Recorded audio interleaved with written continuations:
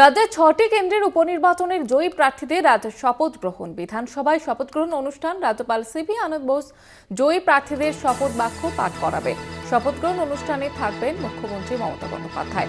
রাজ্যে 6টি কেন্দ্র উপনির্বাচনে জয়ী যে প্রার্থীরা তাদের আজকে শপথ গ্রহণ অনুষ্ঠান সিভি আনন্দ বোস তিনি থাকবেন এবং মুখ্যমন্ত্রী মমতা বন্দ্যোপাধ্যায় এই অনুষ্ঠানে উপস্থিত থাকবেন। জয়ী প্রার্থীদের শপথ বাক্য পাঠ করাবেন রাজ্যপাল সিভি আনন্দ বোস।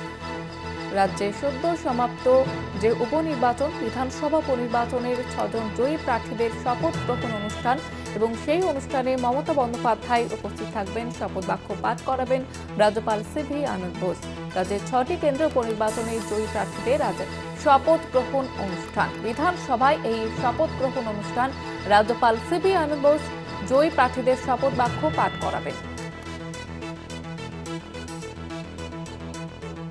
কথা বলবো, টেলিফোন লাইনে রয়েছেন আমাদের প্রতিনিধি দেবাশিস সেনগুপ্ত। দেবাশিস দা, কখন এই অনুষ্ঠান এবং কারা কারা উপস্থিত থাকবেন?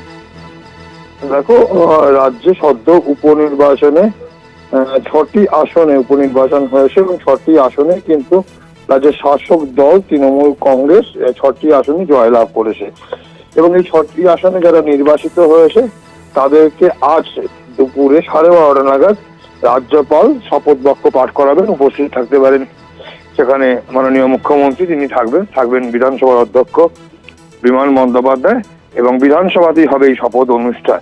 ঠিক 12:30টার সময় রাজ্যপাল এই শপথ গ্রহণ অনুষ্ঠানে উপস্থিত হবেন এবং শপথ গ্রহণ করাবেন।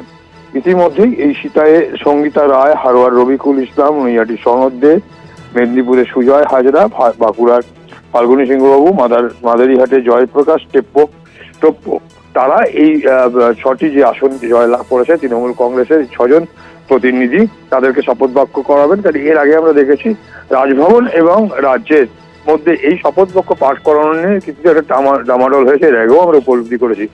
এবারে কিন্তু সেই জিনিসটা হয়নি, নির্বাচনের পরেই যখন জয়লাভ করেছে তারপরেই কিন্তু যথাযথ প্রোটোকল মেনেই রাজ্যের পক্ষ থেকে রাজ্যপালের কাছে জানানো হয়েছিল এবং সেই রাজ্যপাল তাদের সম্মতি দিয়েছেন এবং আজই তিনি সেই শপথ বাক্য পাঠ করাবেন।